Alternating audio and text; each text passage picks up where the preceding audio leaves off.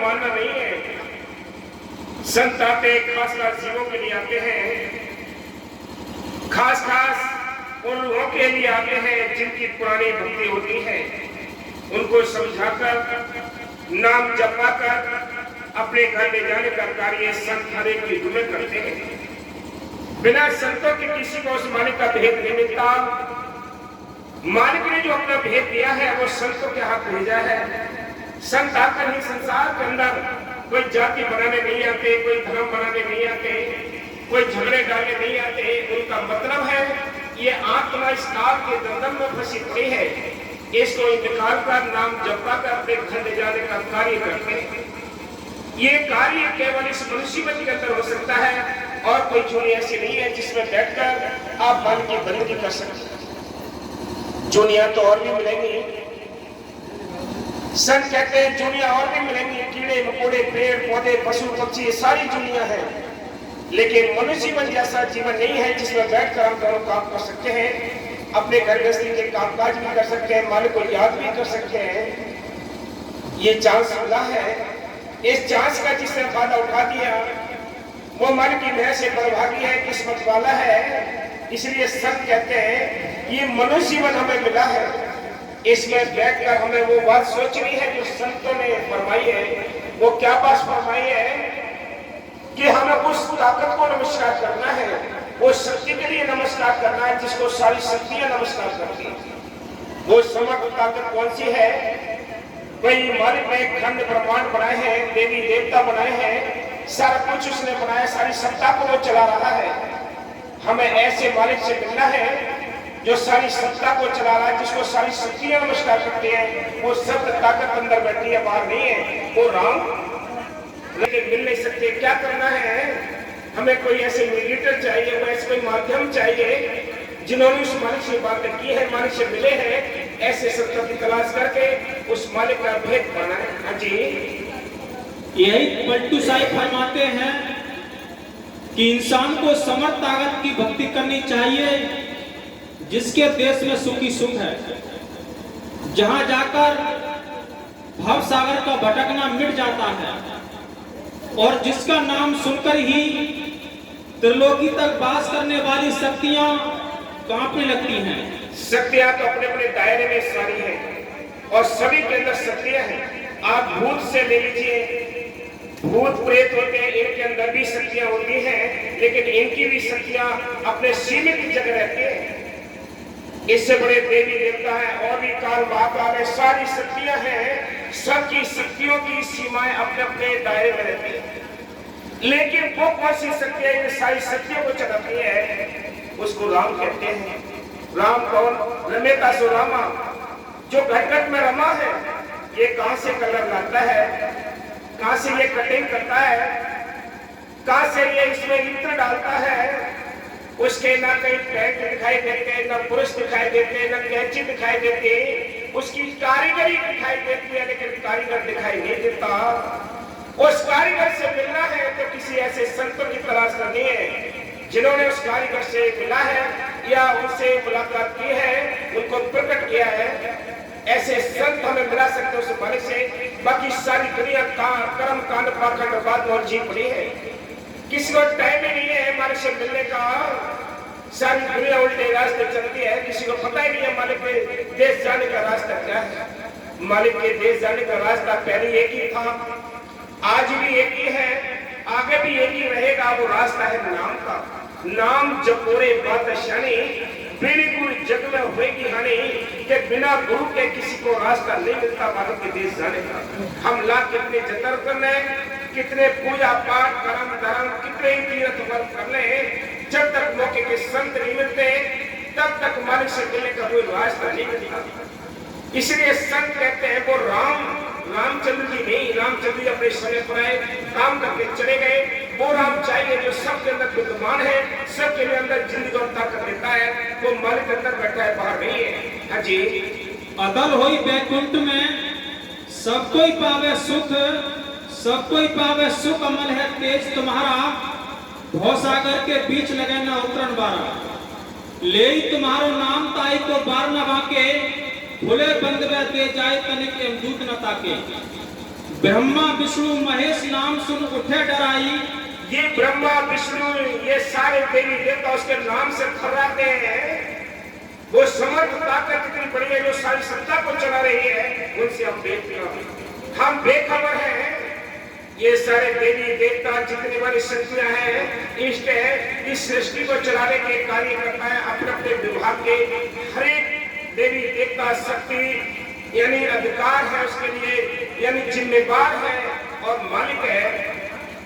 लेकिन वो समर्थ ताकत कोई और है जिसके लिए संत नाम जपाते हैं। हाँ जी। ब्रह्मा विष्णु महेश नाम सुन उठे डराई, तीन लोक के बीच फिरे न आन दुहाई। पलटू तेरी साई भी जीव न पावे दुख, अतल हुई बैकुंठ में सब कोई पावे सुख। सारे ही सुख पावे, लेकिन फिर भी मालिक की वजह से जिनकी किस्मत में लिखा होता है उनको ये बातें समझ आती है, बाकी किसी की समझ नहीं आती। जैसे हम स्वस्थ होते हैं तो खाना भी अच्छा लगता है, पानी भी अच्छा लगता है, मिठाई भी अच्छी लगती है। अगर बुखार आ जाए, बुखार आने पर न पानी अच्छा लगता है, कड़वा लगता है, मिठाई भी ठीक नहीं लगती, सारे खाने फीके लगते हैं, कड़वे लगते हैं। हम किसी डॉक्टर के पास जाते हैं, डॉक्टर को हाथ दिखाते, नब्ज दिखाते हैं, डॉक्टर कहता है ये रोग है तुम्हारे अंदर। जो रोग बताता है हम उसे दवाई लेते हैं, परहेज बताता है, परहेज करते हैं, फिर हमारे अंदर से जो रोग है वो निकल जाता है। वो जो चीज हमारी भंग हो गई थी, खाना पीना बिल्कुल बेहाल हो गया था, वो सब बहाल हो जाते हैं और हम स्वस्थ हो जाते हैं। यही हाल है इस शरीर के ऊपर इतने रोग आने पर सारी चीजें फीकी लगती हैं। अगर आत्मा के रोगों के बारे में अगर हमें पता पड़ जाए कि हमारी आत्मा पर इतने रोग हैं, हम ऐसे रूहानी हकीम की तलाश करें जो हमारे इन रोगों को दूर करे, उसके बताए अनुसार हम परहेज करें, नाम जपें, तो हमारी आत्मा के रोग निकल जाएंगे और हम आत्मा यानी ये आत्म बल बढ़ जाएगा, स्वस्थ हो जाएगा, अपने घर पहुंच जाएंगे। हाँ जी। वह समर्थ ताकत कौन सी है? वह समर्थ ताकत कुल मालिक सतपुरुष। सतगुरु किसी इंसान का नाम नहीं, सतगुरु सत्य ताकत को कहते हैं जो सारी सत्ता को चला रहा है। सतगुरु इंसान का नाम नहीं है, वो सत्य ताकत है जो सबद रूप में सबके अंदर विद्यमान है। सबद गुरु दातार दया का रच दिया सकल पसारा, आत्म से परमात्मा कर दे ऐसा गुरु हमारा। वो गुरु कोई बाहर नहीं है, बाहर जो गुरु आते हैं वो एक समझाने के लिए शरीर है, लेकिन गुरु तो सबके अंदर बैठा है। ना कोई गुरु ना कोई चेला, सब में बोले एक अकेला। एक अकेली की ताकत है, सबके अंदर विद्यमान है, उस एक अकेले से मिलना है। उस एक अकेले से मिलने के लिए नाम जपना पड़ेगा।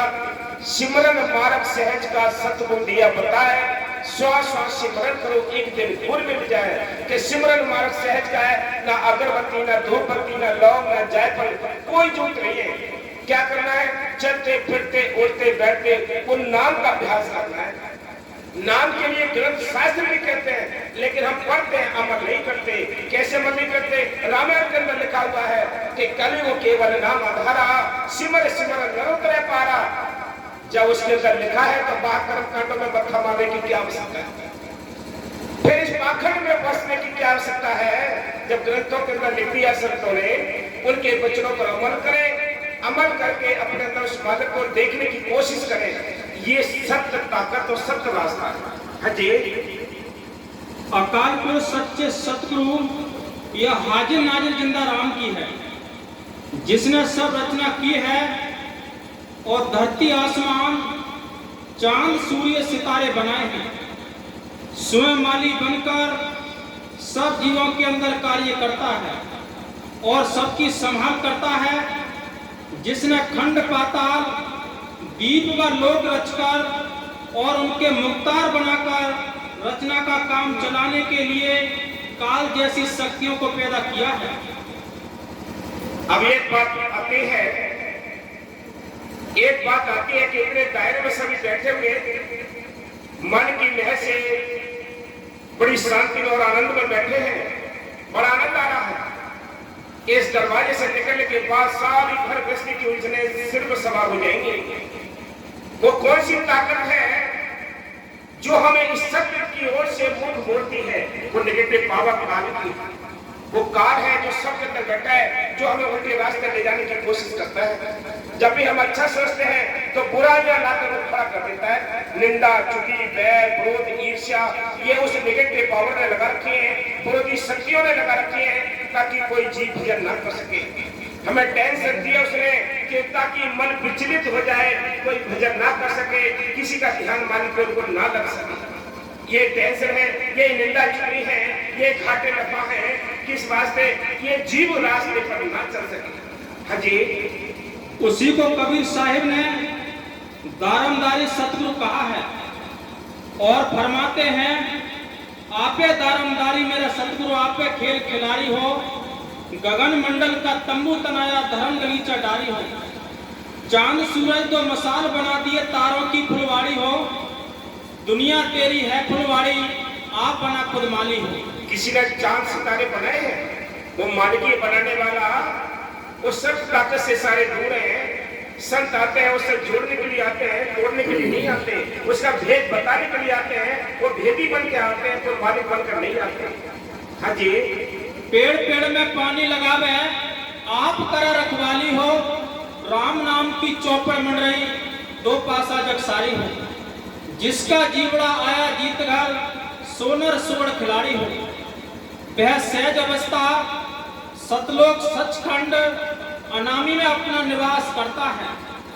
वहां से अपने हुक्म शब्द नाम के द्वारा कण कण में व्यापक होकर सब रचना को जिंदगी और ताकत दे रहा है और अटंक होकर अपना सब खेल देख रहा है।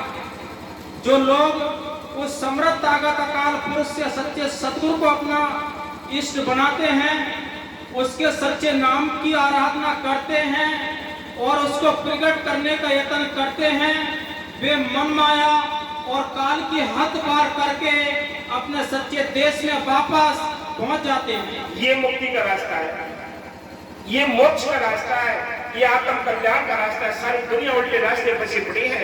संत कहते हैं वो हद के पार जाना है, यानी 3 लोक से पार जाना, पार ब्रह्म में पहुंचना है। ये रास्ता चुनना था। हम इस त्रिलोकी के रास्ते में ही फंसे पड़े हैं और सारा जीवन पीढ़ी दर पीढ़ी चली गई, लेकिन हमें भेद समझ नहीं आया। हाँ जी,